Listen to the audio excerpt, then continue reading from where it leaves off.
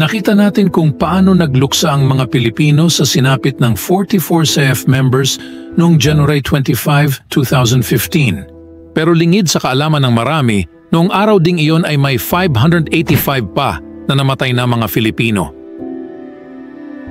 Kinaumagahan 585 uli ang mga namatay.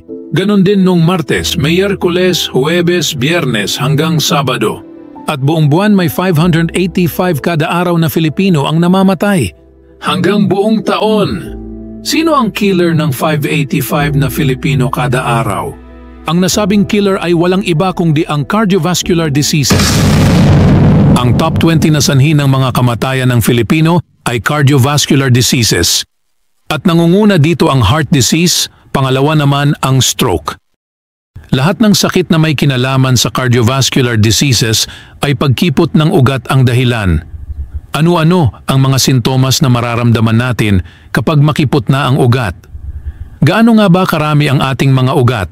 Panoorin natin ang video clips para magkaroon tayo ng ideya kung gaano kahaba ang ating mga ugat dahil ganun din karami ang mga sintomas na maramdaman natin kapag kumipot na ang mga ito. If you somehow removed all of the blood vessels in your body and tied them together, you might think it would be about this long. But the human body has thousands of these tiny vessels that weave in and out of every body part. And with all of them combined, if you started in New York, your blood vessels would make it all the way to the Grand Canyon. It would go on to reach all the way across the Pacific Ocean, over Japan, Asia, and all of Europe. And not only would it make it all the way back to your starting point, but it would be able to make this trip 2 to 4 times over. Nalaman natin na kaya palang ikutan ng 4 na beses ang mundo kung pagdugtungin ang ating mga ugat. Sa kabuuan ito ay may haba na 100,000 miles. Ano-ano ang sintomas kapag makipot na ang mga ugat sa ating mga organs? At ano ang dahilan ng pagkipot ng mga ugat? Halimbawa kapag mga ugat sa utak ang kumipot, tayo ay makakaramdam ng mga sumusunod. Vertigo o pagkahilo, paghina ng memorya, pangangalay ng kalahati ng katawan, pagtabingi ng mukha, stroke at kung pumutok ang ugat ay makocomatose pa. Kapag ugat naman ng kidneys ang kumipot, ay makakaramdam tayo ng mga sumusunod. Pagduduwal, mabilis na pagkapagod, walang gana sa pagkain, hirap sa pagtulog, high blood pressure, at kinakapos na paghinga. Pero kapag nagputukan na ang ugat ng kidneys, ito ay mauuwi sa pagdadialysis. Kapag ugat naman ng puso ang kumipot, tayo ay makakaramdam ng mga sumusunod.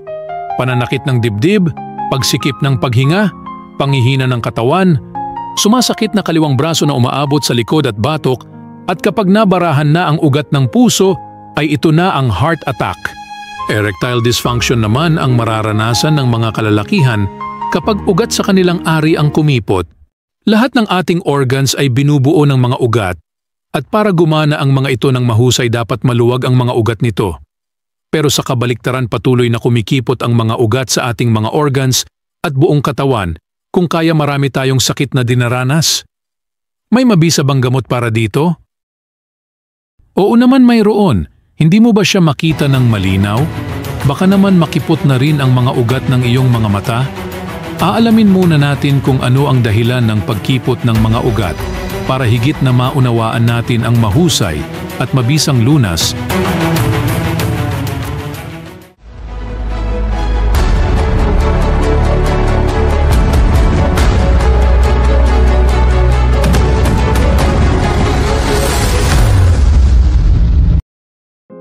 Sa part 1 ng ating video ay ating nalaman na ang mga sakit na ating nararamdaman ay dahil sa makipot na ugat o daluyan ng dugo. Sa ngayon ay tatalakayin natin kung ano naman ang mga sanhi ng pagkipot ng ating mga ugat at kung ano ang mabisang lunas para ito ay lumuwag. Isa sa dahilan ng pagkipot ng ating mga ugat ay ang sodium o asin.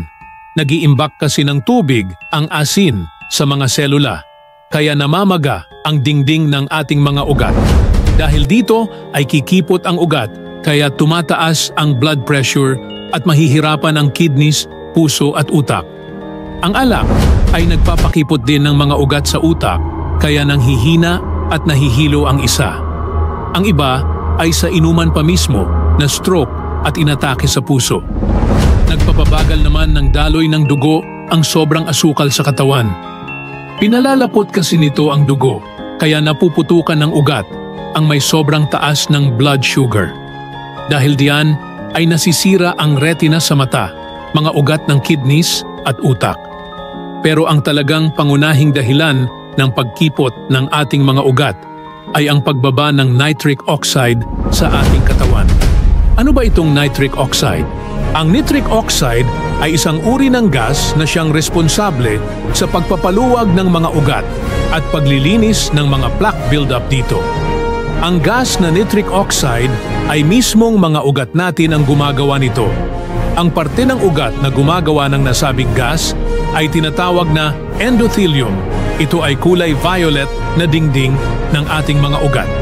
Ang gas na nitric oxide ay natuklasan ng tatlong American scientist na sina Dr. Luis Ignarro, Dr. Robert Forchgott at Dr. Ferid Murad. Kaya sila ay tumanggap ng Nobel Prize Award in Medicine noong 1998. Ang prestihiyosong Nobel Prize Award ay ibinibigay lamang sa mga taong may malaking contribution sa sangkatauhan at iilan lang ang nabibigyan nito. Halimbawa, sa libo-libong nominado ay pipili lang ng isa para gawaran ng nasabing award. Tiyak ang napili ang pinakamahusay sa lahat ng mahuhusay. Ilan sa mga tumanggap nito ay sina Wilhelm Conrad Röntgen noong 1901 dahil sa pagkaimbento niya ng X-ray machine. Sina Dr. Frederick Grant Banting at Professor John James MacLeod naman ay noong 1923 dahil naman sa pagkatuklas nila ng insulin. Sina Alexander Fleming, Howard Florey at Ernst Chain ay tumanggap naman ng Nobel Prize Award in Medicine noong 1945 dahil sa pagkakagawa nila ng penicillin, ang antibiotic na nagpatigil ng pananalasa ng Spanish flu noong taong 1918. Para sa higit pa nating kaalaman, ay panoorin po natin ang isang video clip ng nobelprize.org at ang video ng UNTV nang i-broadcast nila noong 2013 ang tungkol sa discovery ng nitric oxide at ang mga nagagawa nito. Panoorin po natin. Makatutulong ang nitric oxide upang magamot ang mga sakit sa puso, stroke at iba pang cardiovascular diseases. Ito ay ayon sa isang pag-aaral ng isang eksperto sa naturang molecule. Ito ang balita ni Cecil Budenya.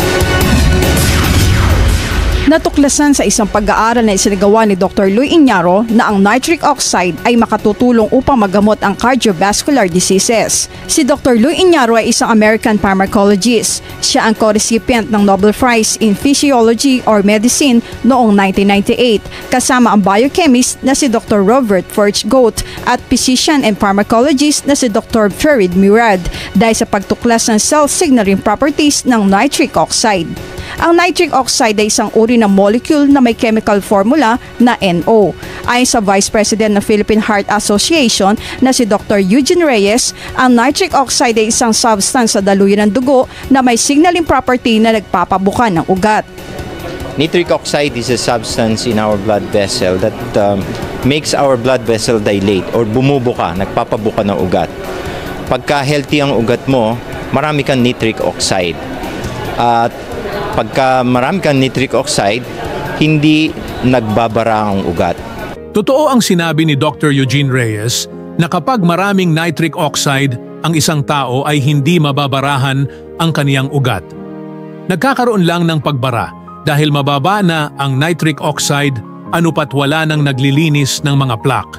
Ngayon ay pag-isipan natin ito, matagal na palang natuklasan ang nitric oxide pati ang gamot na magpapataas nito. Pero bakit top 1 pa rin ang heart disease na pumapatay sa Pilipinas at sa buong mundo? Ang sagot ay hindi ito alam ng maraming mga tao. Kung ikaw ang tatanungin, kailan mo ba nalaman ang nitric oxide pati ang gamot na magpapataas nito? Baka ang sagot mo ay ngayon lang.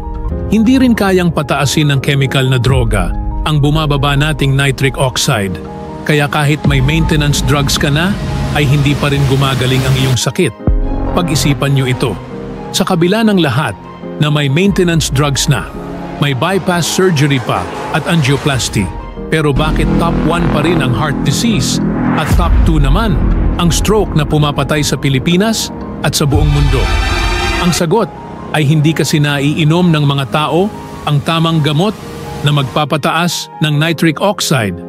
Katunayan, sa edad na 40 anyos ay bagsak na o nasa danger zone na ang level ng nitric oxide ng mga tao.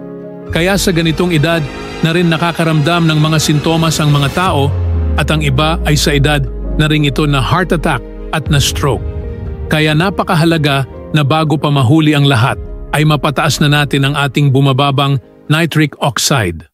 Bueno, ano nga ba ang magpapataas ng ating nitric oxide?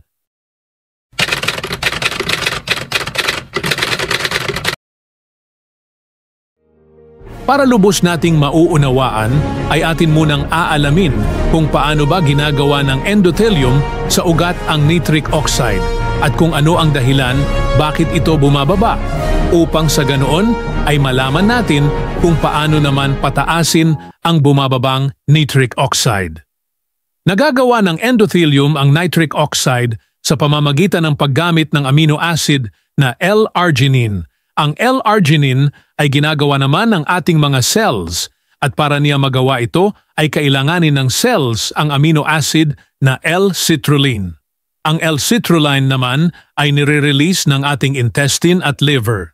Ang unang bumaba dito ay ang L-citrulline, kaya naman bumaba rin ang L-arginine.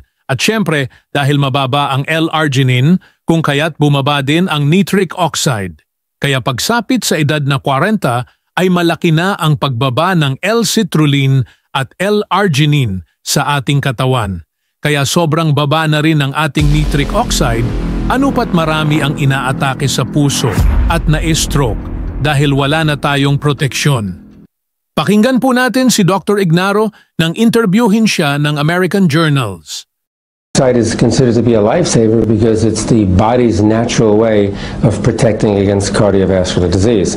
Cardiovascular disease is the #1 killer not only in the US but throughout the world, and so the body can protect against all of this heart disease by generating more and more nitric oxide. When nitric oxide becomes deficient, this is when the barriers break down, this is when the protection is lost, and the individual is very sensitive and very susceptible to heart disease. And again, nitric oxide is protective because it can keep your blood pressure down in the normal range. Kaya para maproteksyonan natin ang ating sarili, dapat ay mapataas natin ang production ng nitric oxide sa ating mga ugat. Mangyayari lang ito kung iinom tayo ng cardio nerve fuel. Ang cardio nerve fuel ay may mga sangkap na L-arginine, L-citrulline at sekretong kombinasyon para pataasin ang bumaba nating nitric oxide. Ito ay nerve fuel ng ating mga ugat para makagawa sila ng maraming nitric oxide. Kapag mataas ang ating nitric oxide, lahat ng ugat ay luluwag. At kung maluwag ang mga ugat, ay walang mahihilo.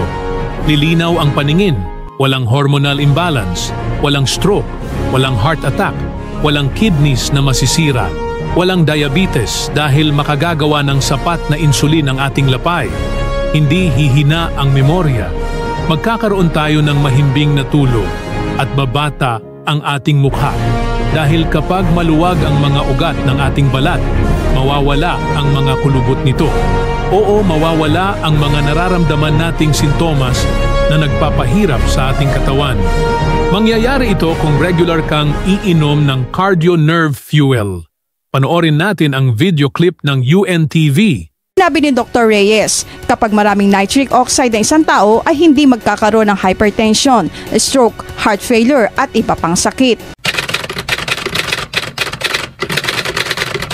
Para matiyak kung talagang kaya ngang pataasin ang bumabang nitric oxide sa katawan, ay gumawa ng clinical trials si Dr. Joseph Prendergast sa 5,000 na pasyente. Sinimulan niyang painumin sila ng L-arginine noong 1991 hanggang 2008. Sa 5,000 na pasyente ay 4,000 dito ang mga may diabetes. Mga diabetiko kasi ang may mababa na nitric oxide sa katawan. Kaya naman sila ang may maraming mga sakit sa ugat. Nasisira ang ugat sa kanilang mata, kaya lumalabo ang kanilang paningin. Tinatawag ito na diabetes retinopathy. Ang ugat ng kanilang mga paa ay makikipot na rin, kaya pag nasugatan sa area na yon ay matagal gumaling. Ang mga diabetiko ay madalas maputukan ng ugat ng kidneys, kaya karamihan sa kanila ay nadadialysis.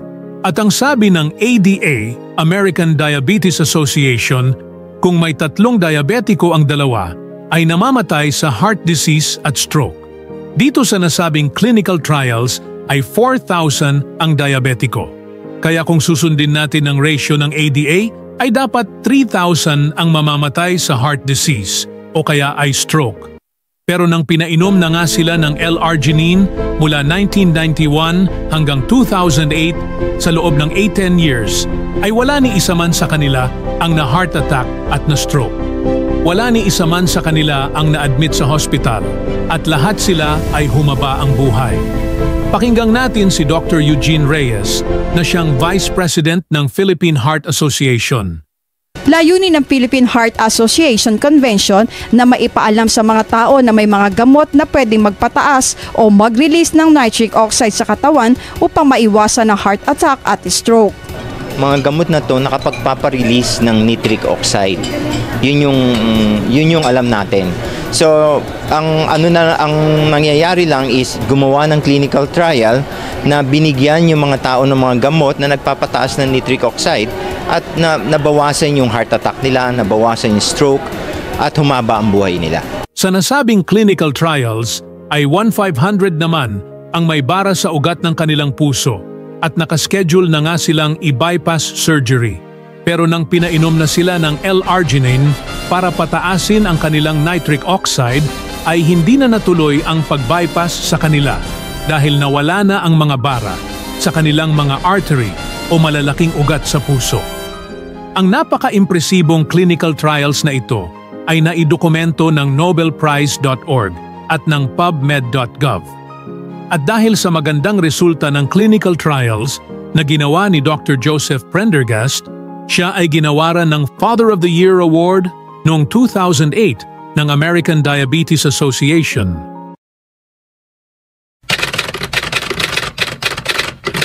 Kung ikaw ang inaasahan ng pamilya mo, ay napakahalaga na nga nito. Baka sabihin mong nag-iingat ka na sa mga kinakain mo. Ganyan din ang ginagawa ng maraming responsableng tao. Naging vegetarian sila at umiiwas nga sa mga karne at mamantika para hindi daw sila magkaroon ng bara sa ugat. Paano kung malaman mo na ang 18% ng bara sa ugat mo ay hindi nanggaling sa iyong mga kinakain kung hindi ito ay nagmula mismo sa iyong atay?